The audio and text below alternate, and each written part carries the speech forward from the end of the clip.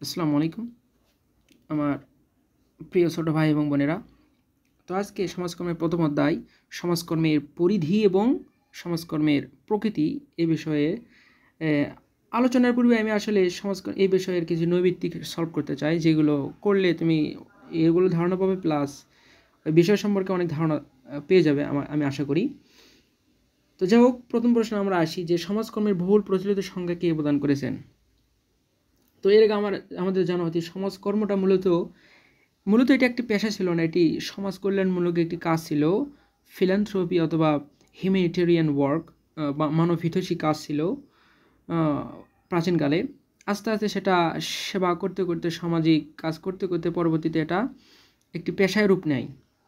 Scientific knowledge, যখন এটার মধ্যে অনেক বৈজ্ঞানিক জ্ঞান ঢুকে যায়, তখন সেটা বিভিন্ন বিজ্ঞানীরা এটাকে পেশায় রূপদান করেন। তার মধ্যেও ডব্লিউ ফ্রিডল্যান্ডার অন্যতম। তিনি জার্মান একজন বিজ্ঞানী এবং তিনি সমাজকর্মে অনেক অবদান রেখেছেন। আমি এনাকে বলি ফাদার অফ সোশ্যাল ওয়ার্ক, সমাজকর্মের পিতা। তো যাই হোক, ইনি সমাজকর্মে যে সংজ্ঞাটি প্রদান করেছেন সেটা আসলে বিশ্বব্যাপী, ওয়ার্ল্ড রিনাউন্ড, ওয়ার্ল্ড নোটেড, একে পুরো বিশ্বে পরিচিত, পুরো বিশ্বে সমাদৃত একটি সংজ্ঞা। সেই সংজ্ঞাটি ছিল যে social work is a professional service based on scientific knowledge and skill in human relation. সমাজকর্ম হচ্ছে এমন একটি প্রফেশনাল সার্ভিস, পেশাগত সেবা, based on scientific knowledge and skill in human relation. এটা বৈজ্ঞানিক জ্ঞান এবং মানবিক সম্পর্ক বিষয়ক দক্ষতার উপর বেসড করে এটি গড়ে ওঠে।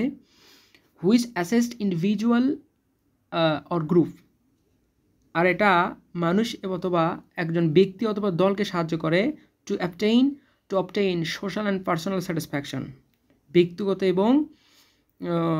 ব্যক্তিগত এবং সামাজিক সন্তুষ্টি অ্যান্ড ইন্ডিপেন্ডেন্স এবং স্বাধীনতা অর্জনে যেটা সহায়তা করে। এটাই মূলত সমাজকর্মের সবচাইতে কি বলা যায়, সবচাইতে নোটেড এবং সবচাইতে বিখ্যাত সংজ্ঞা আর কি। আরও অনেক সংজ্ঞা রয়েছে, কিন্তু এই সংজ্ঞাটা বেশি পড়া হয়। তো এই জন্য প্রথমটা আমরা বলতে পারি ডব্লিউ ফ্রিডল্যান্ডার, সবচেয়ে বহুল প্রচলিত সংজ্ঞা ডব্লিউ ফ্রিডল্যান্ডার দিয়েছেন। এরপরে আসো যে সমাজকর্মে সমাজকর্মকে একটি বিজ্ঞান, কলা ও পেশা হিসেবে আখ্যায়িত করেছেন কে। এগুলো মূলত আসলে সংজ্ঞা অনুচ্ছেদটা তুমি যদি পড়ো বা পরিচ্ছেদটা পড়ো, তাহলে তুমি এগুলো প্রশ্ন উত্তর নিজে দিতে পারবা। তো সমাজকর্মকে একটি বিজ্ঞান, কলা এবং পেশা হিসেবে কে আখ্যায়িত করেছেন? এটা আখ্যায়িত করেছেন মূলত স্কিডমোর অ্যান্ড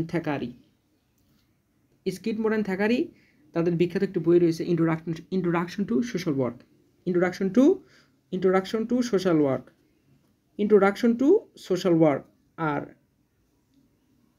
আর সমাজকর্মের সবচেয়ে প্রচলিত যে সংজ্ঞা, এটা প্রদান করেছেন ডব্লিউ এফ ফ্রিডল্যান্ডার।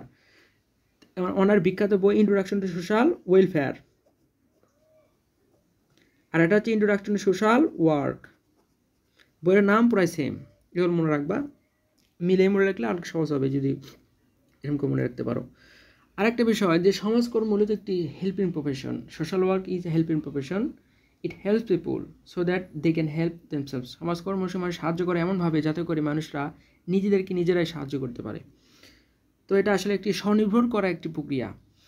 এরপর হচ্ছে দেখো 3 নম্বর বলা হচ্ছে যে সমাজকর্মের উদ্দেশ্য কী। সমাজকর্মের উদ্দেশ্য, আমরা জানি সব জিনিসের কিন্তু একটি উদ্দেশ্য থাকে। There is no smoke without fire. কারণ বিনা কিন্তু কার্য হয় না। তুমি যেটাই করতে চাও সেটার কিন্তু আসলে কারণ থাকতে হবে।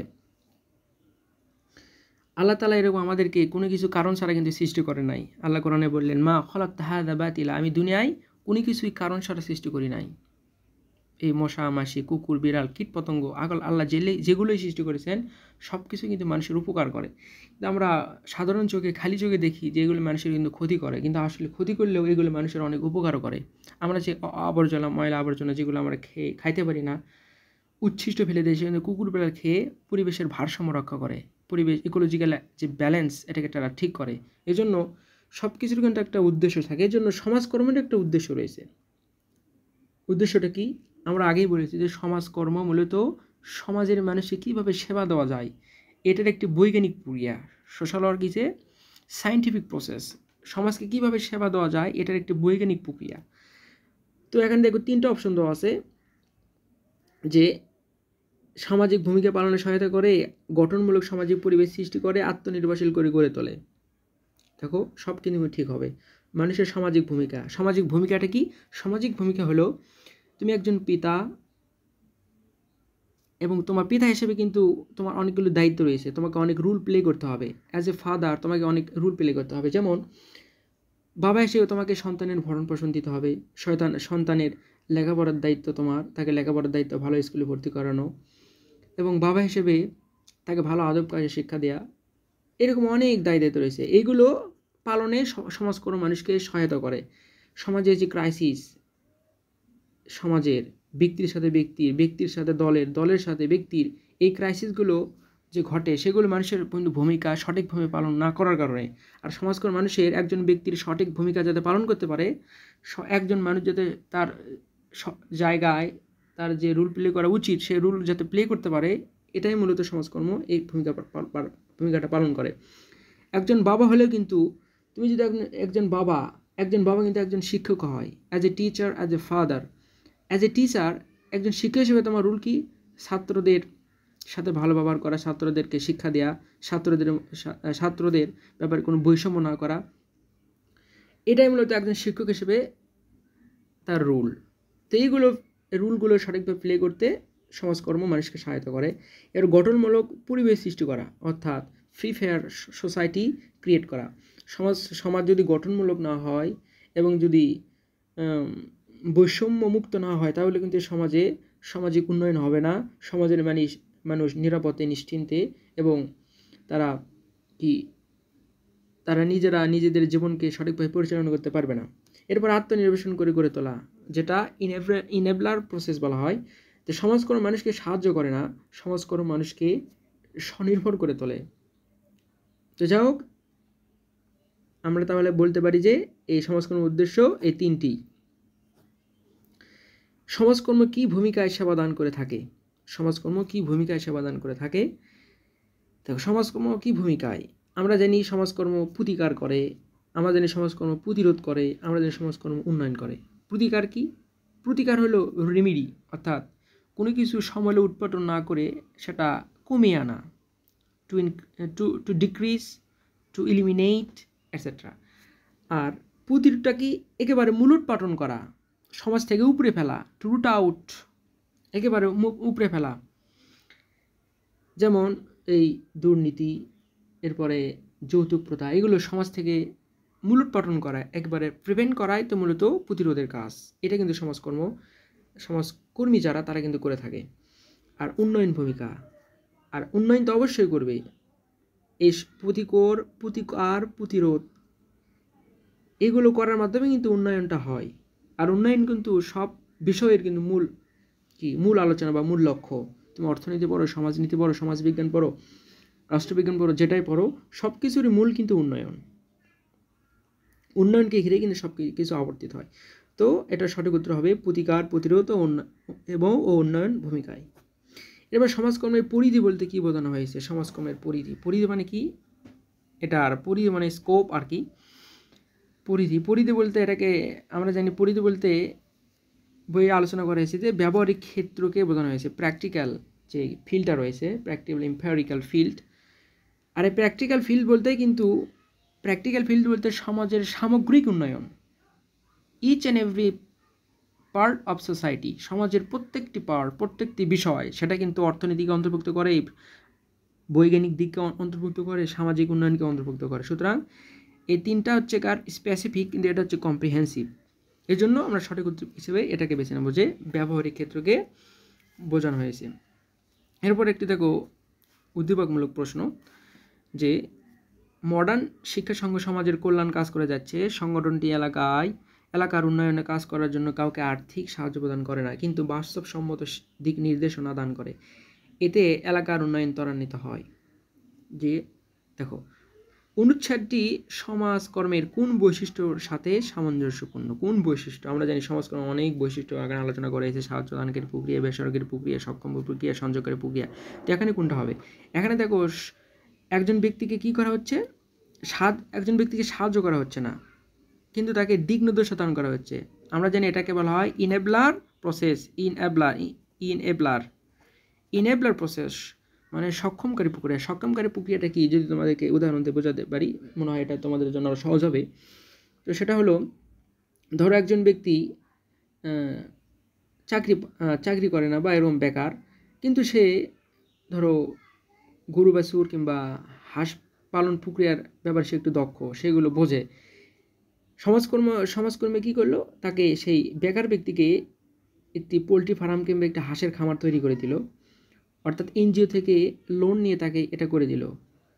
পরবর্তী দেখা গেল কি, সে হাঁসের খামার করে লাভবান হলো। পরবর্তীতে সেই এনজিওর টাকা কিন্তু সে নিজে নিজে শোধ করে দিতে পারবে, এবং এরপরে সে নিজের টাকা দিয়ে হাঁসের ফার্ম করতে পারবে।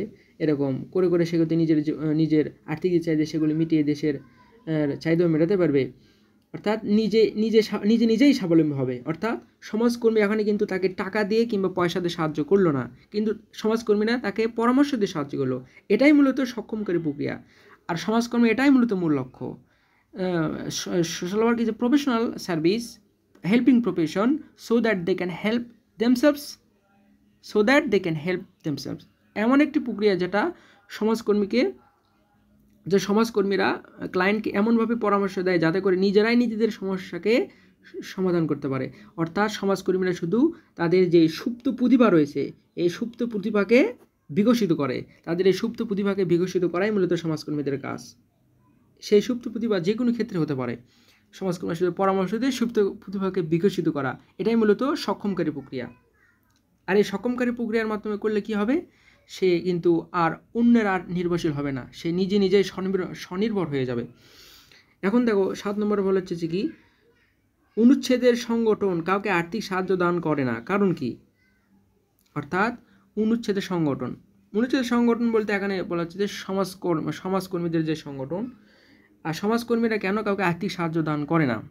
তোকে আর্থিক সাহায্য বলতে সদাকা প্রদান হয়, যে এগুলো শুধু টাকা পয়সা দিয়ে সাহায্য করে না, কারণ কি? না করার কারণ বলা হচ্ছে যে এখানে মানুষকে অপরনির্বাসন করে। দেখো, মানুষকে টাকা দিয়ে সাহায্য করলে কিন্তু সে শুধু টাকা দিলা তুমি, সে টাকা সে নিল, নিয়ে 2 দিন বা 3 দিন বা 1 সপ্তাহ চলুক বা 1 মাস চলুক, সে 1 মাস ওই টাকা দিয়ে চললো, কিন্তু পরবর্তীতে আবার সে কিন্তু টাকার মুখাপেক হয়ে যাবে। আর যদি তাকে তুমি যদি স্বনির্ভর করে তুলতে পারো, এরকমভাবে হাঁসের ফার্ম দিয়ে দাও এনজিও থেকে লোন নিয়ে, তাহলে সে কিন্তু নিজে আত্মনির্ভরশীল হবে এবং সে আর কারো কাছে হাত পাতবে না। এটাই মূলত সংস্কৃতির মূল লক্ষ্য। আর এটা করলে মানুষকে আর অন্যের মুখাপেক্ষি হতে হবে না, অর্থাৎ সে স্বনির্ভরশীল হবে। আর এটা যদি না করি, তাহলে ব্যক্তি কী হবে, সে মানুষের উপর নির্ভর করবে। তাহলে এটা ঠিক সুদূর প্রসারী সমস্যার সমাধান হবে না, মানে একটি লং লাস্টিং বা ব্যক্তি দীর্ঘস্থায়ী একটা সমস্যার সমাধান হয় না, এই জন্য সুদূর প্রসারী সমাধান হয় না। এটা হবে স্বনির্ভরতা অর্জন করবে বলে এই সংগঠনের কাজের ফলে স্বনির্ভরতা অর্জন করেছে, এজন্য এটা হবে না। তাহলে 1 এবং 2 উত্তর হবে ক। বুঝতে পারছো? আচ্ছা, এবার দেখো সৃষ্টির সেরা জীব কি? এটা তো মানুষ, এটা তো সাধারণ বিষয়। আধুনিক সমাজকর্মের পদ্ধতিগত রূপ কোনটি? আধুনিক সমাজকর্মের পদ্ধতিগত রূপ সেটা হচ্ছে কি, পেশাদার সমাজকর্ম। আমরা আগে বলেছিলাম যে সমাজকর্ম মূলত কি ছিল, একটি সাহায্যকারী বা মানুষকে সহায়তামূলক কিছু কর্মসূচি ছিল, কিন্তু সময়ের আবর্তনে, কালের বিবর্তনে সেটা পেশায় রূপ নেয়। যেটা আমরা ফ্রিডল্যান্ডারের সংজ্ঞায় পড়েছিলাম, social work is a professional service based on scientific knowledge. দেখো, প্রফেশনাল সার্ভিস একটি পেশাগত কাজ বা পেশাগত সেবা। তো যাই হোক, সমাজকর্মের এটা হচ্ছে পদ্ধতিগত রূপ। তো যাই হোক, তোমাদের অসংখ্য ধন্যবাদ আমার সঙ্গে থাকার জন্য। যদি আরও ভালো ভালো ভিডিও পেতে চাও তো আমাকে কমেন্ট করে জানাতে পারো।